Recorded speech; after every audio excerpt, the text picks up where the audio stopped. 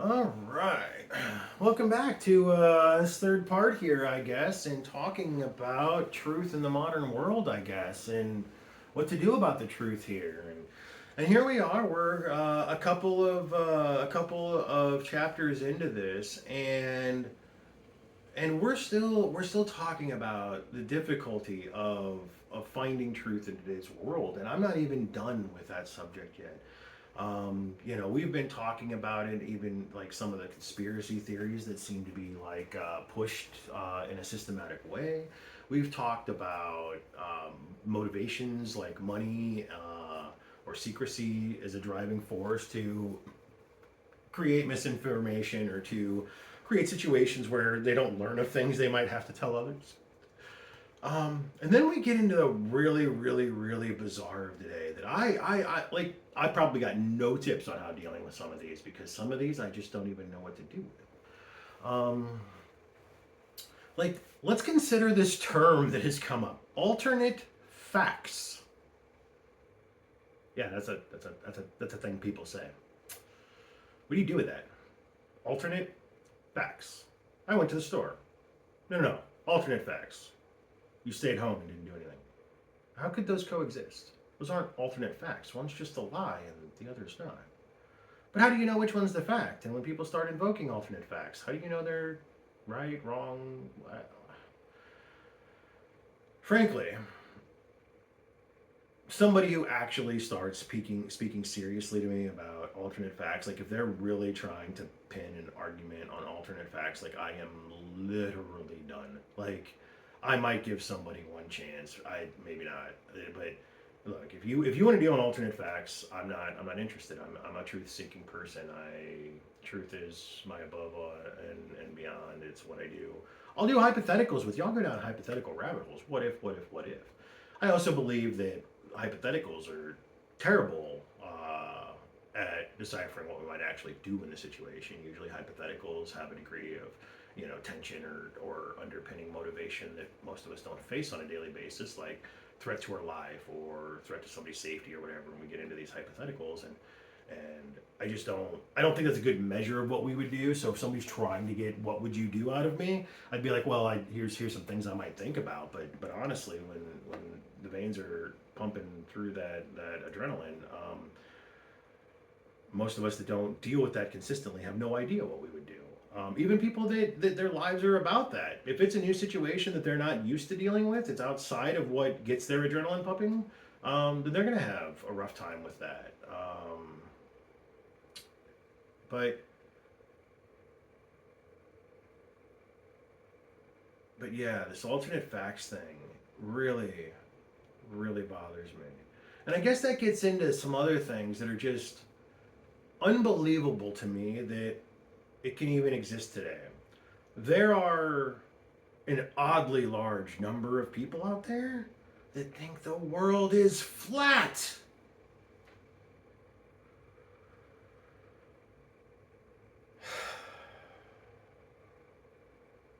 But even that gets into what do we do with believing truth? Because let's say you're a flat earther, right? There was recently an experiment. Somebody paid some $300,000 in change to take a bunch of flat Earth YouTubers down to Antarctica to watch the sun never set, because that's what happens in Antarctica. There's a point in Antarctica where you can see the sun at all times of the day during the winter, and it just circles around the sky, which is what you would expect if you had light coming in here and you had a planet coming in here to rotation. When the planet is like that towards your light source, this little thing, if it's spinning on that axis, it's just going to spin around the sky from the appearance, from the position of the viewpoint of the person standing on that point. It just makes perfect sense. And this was supposed to be the end all be all. This was supposed to be, if I take you YouTubers down there and I show you this, will you once and for all believe that this disproves the possibility that your theory could be real of a flat Earth? I don't even know how they make the math. I don't know how they fit that to actual observations from just sitting on their porch. Like, do they not go outside and look at the sun? Do they not go outside and look at the stars? How do you piece together a flat Earth? Like, how how would you do that? How would you even think of that? Like, I mean, this is something we resolved. Like, we put people to death resolving this issue several hundred years ago. I believe it was it Galileo? I'm not 100% sure who first declared it, but there were deaths over this shit. We put people to death as witches or for going against as heretics. Just literally, I'm saying something that is against the state religion, and therefore I'm worthy of death because your book based on magic is inconsistent with the observable universe. I notice that, and I get to die as a heretic. That's crazy to me. That's a. We've done some weird things as humans. um, then you got to wonder how much of history is truth. How much is there that is true? Like, I've even wondered, are there religious texts that I do believe there are religious texts that people wrote, they thought it was inspired divinely, and that happened. I also believe there are some religious texts that have been motivationally altered at best or just created at worst because of money, power, control, and such matters. We know Scientology was a religion that developed just in the last century. It's a brand new religion, and it came out of a guy who wrote sci-fi. A bunch of people started deciding that was religion, and now they have a religion. And a lot of people would say that it's a rough place. It's a cult, even some people would say. Um, and and how do we know that's not the true God? Why can't they be the true God? Somebody 1,000 years ago making up a book. We decide to pin our lives on that, but they do it, what, 80 years ago or whatever it's been. We decide that there's a problem with that. It's kind of a weird one, isn't it? I also have well, even in this search for truth, there's more to religion than that. What about the fact that there are more than one religions that claim there's only one true God? They can't all be right. How do we know which one's right? How do we know any religion is right? How do we know there's a God? How do we figure out what truth is? And this is where what I talk about all the time starts coming into play. The answers get pretty unsatisfying. First, truth can be discerned in some context. Having a critical mind, not just automatically believing something because you agree with it, is an important place to start. It's so easy to go out and look at the world and take in the information that favors your beliefs and leave out information that is unfavorable to your beliefs. Like, we just completely ignore things all the time. Our mind is like, yeah, I don't know anything about that. I don't like that. I'm just going to ignore that I even saw that. You may not even consciously be aware when you see things that go against what you care about. This will be all the time. Like you'll see this when you're driving down the road. Some friends with certain mindsets might notice certain kinds of billboards, and then they point it out, and you're like, yeah, okay, nobody cares. But they notice it because it's within what they care about, and you still don't care about even after having it pointed out to you. You didn't notice it before. You weren't going to notice it. Even if your mind had read it, you would have subconsciously discarded it before you even consciously dealt with anything. This is how our mind works all the time. There's so much that goes on in our mind that isn't in our aware space, right?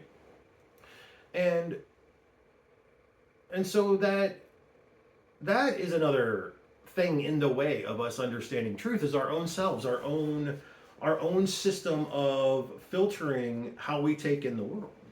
And so how do we do that? How do we become more open-minded? So that's part of the problem, right? If we were more open-minded and we can listen, but part of this comes back to like what I was talking about earlier. We don't have the emotional capacity. How can you be open-minded to understanding the truth about something that you don't have the emotional capacity to actually reconcile what's going on? How can you form opinions about like September 11th before considering the scope of emotional context you need to get that?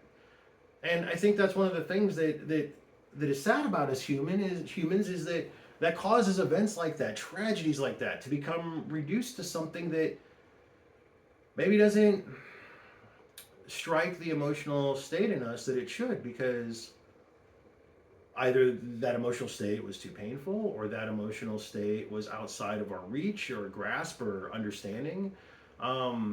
And that's another thing limiting us from truth, right? Like, because if you're not emotionally connected to an event the way that you should be, or you don't have an emotional understanding of what's going on, how can you select the truth? How can you understand the truth? How can you understand the need for it? I'm not going to take sides here. I just wish the killing would stop. But like, we have this situation going on in the Middle East, right? Like, people are saying that Israel is committing genocide, just attempting to wipe out all the Palestinians. I don't know if that's true. I'm not on the battlefield. I'm not seeing what they're doing.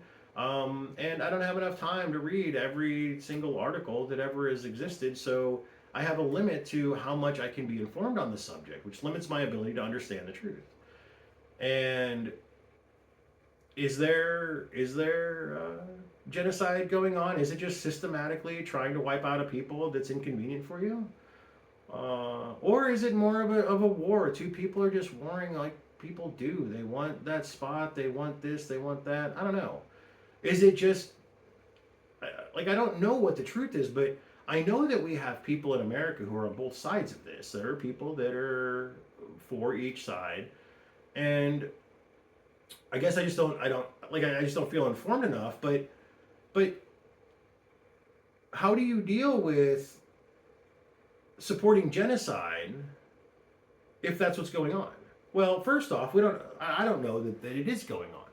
And so if you're supporting Israel and you believe the genocide is going on, that's fascinating to me, because how could you understand genocide while also believing it's okay to go forward with that genocide? Like, but it hinges on whether or not you believe the genocide is going on, or whether or not you can attach emotionally to that genocide. Like, if you don't have an emotional response of, oh my God, the horrors of the systematic elimination of an entire kind of human, that that just sounds unbelievably terrifying to me.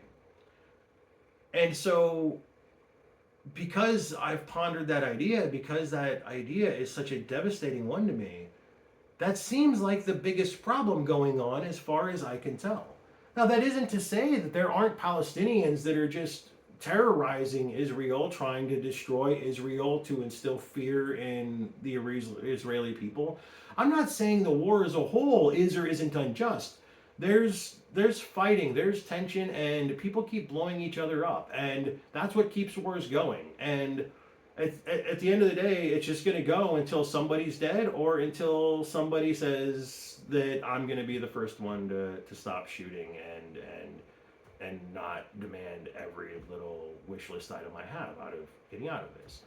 And until somebody decides that they can take that step, the war's going to go on. And it's just fascinating that the world is divided on how to put pressure on that situation to try to drive that compromise, because that's how we end wars, right? Like, we use pressure to try to create discomfort that will cause a change in behavior. It's like how worldwide spankings work, right? When we were kids, we got spanked for, well, I'm not saying hit your kids. I'm just saying it's just an analogy. It happens. And so sometimes we put these sanctions on because maybe the spanking you're getting is enough to go, okay, well, I'll give up these couple of things because I'm tired of getting spanked, and so I can just agree to something to stop all this, or the spankings are going to get worse and worse. That's what sanctions are when we talk about that on the world global scale. So what's right, what's wrong in the conflict? I don't know. I don't know. I don't really know for sure what started this round of conflict. I know in general it's about Holy Land, another reason that we need to do something about this religion problem that we have, where we're always fighting over religions that we can't prove is truth. Why? Who goes to war? Who wants to send an army out for something I don't know is true? Except to them, it is true. These holy wars, the reason holy wars are such a thing is because the people fighting them believe in them. They are, for whatever reason, fully invested in that belief, and they believe it to the point of killing. We talked about this in another series. The way that the human mind will defer responsibility. Like, taking orders or listening to a doctor or whatever. There's something about us that makes us want to just do that. And so when we're in a religious group and we have leaders who we respect, we need this community to survive because we all need community. I wouldn't want my community angered. So I'm going to do what the leaders say. If the leaders say that means blowing up people of another religion, well, I'm primed for that.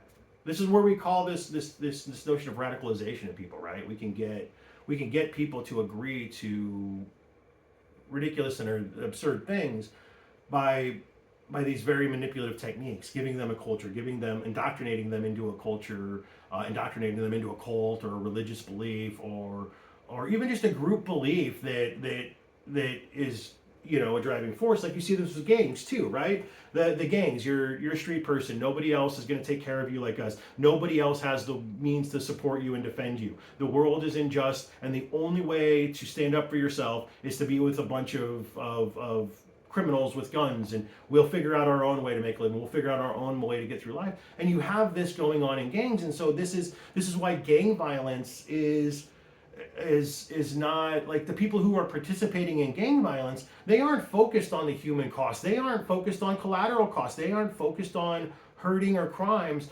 They're focusing on the security of their community. They're just trying to fit into a community. And so that puts us in a place where we're susceptible to even lies we don't believe, we'll go along with, because there is a truth, and if we lose that social group, we're alone socially. And that's terrifying to the human mind. Evolution has made us terrified of this isolation, which is fascinating that this insane amount of insanity going on in the world happens to be coming after some of the most isolated times we've ever had in recorded history. When have we ever had isolated times like this? We didn't understand diseases during the plague, so people didn't stop socializing because of it. They didn't realize it was a communicable. They didn't realize it was a communicable disease. And so we have this thing where we've got this isolation. We had these forced isolations. We've normalized things like this video communication, like you and me. We could be sitting down having a conversation, and think of how rich of an experience this would be, sitting down having a conversation, rather than looking at me on this phone, rather than seeing me here. Couldn't we be doing better? And here's the other thing, since we're talking about truth. How has this affected our ability to discern truth? Like, consider the concepts of, like, the effect of the internet on us. I have for a long time referred to internet behavior as something that, like, the behavior people display online, the more aggressive, the more in your face, the more willing to lie, these more antisocial behaviors. I call that electronic courage. I'm sitting behind a keyboard. You don't know who I am. You couldn't reach me. You're not going to chase me. There's no interaction between us. So I can go on the internet and I can say whatever I want, and nobody's going to do anything about it. Well, how do you, like, when you're in a conversation, the incentive to be honest is the social repercussions. As a YouTube creator, my existence or my success in this is going to be dictated on trust, on connection, on what it is that I actually offer you. If I just sit here and I spew lies day after day, you're just gonna be like, that guy's a liar. Maybe I'd be funny, I don't know, maybe I could get, value out of something like that, but by and large, there's no reason, and I've done this. Like, I write fiction, but I've written fiction that I thought would sound better stating it from the first person. Is that a lie? I don't know. But I've done it. It's profitable in writing, and I'm not trying to say anything specific about anyone or even specific experiences sometimes, or pass off things as true, but I'm trying to relay ideas, and sometimes an example of fiction does better than an actual reality. But if you write that in the first person and you don't specifically go out of way to have it tagged as, like, if you don't, go, hey, this is all fiction, I just wrote it because I thought first person would be an interesting way to do it. Is that a lie? I don't know. That's a thing I've had to deal with, and I've held pieces that I felt misrepresented truth for that reason. I've also put pieces out that I've questioned, that maybe that was a bit too far. Maybe it's not, like, that's the nature of storytelling, right? Sometimes Sometimes we think it'll make something more interesting, so we want it there. It's not that I'm trying to pass off something fraudulent. It's that I'm just trying to make it more interesting. I'm a creator. I'm an artist, right? Like when I writing a story is about writing a story more than it is about writing the truth. But does that make me an irresponsible person causing problems in this misinformation age? So here we are, part 3, and we're still talking about the problems of this, and I still have so much more to say. And so we're going to get back to this. We're going to have more chats about this. And this is something that I think will be an ongoing theme on the channel as well. So I don't have to go crazy and do it all today. And that's okay. So we'll see. Maybe tomorrow will be something a little bit different. Maybe I need to finish up the series. I don't know. I'll think about it and whatnot. But for right now, I'm gonna go ahead and wrap this up. If you've enjoyed what you're seeing so far, I appreciate likes or comments or thoughts or things of that nature. Anyway, until next time, be well.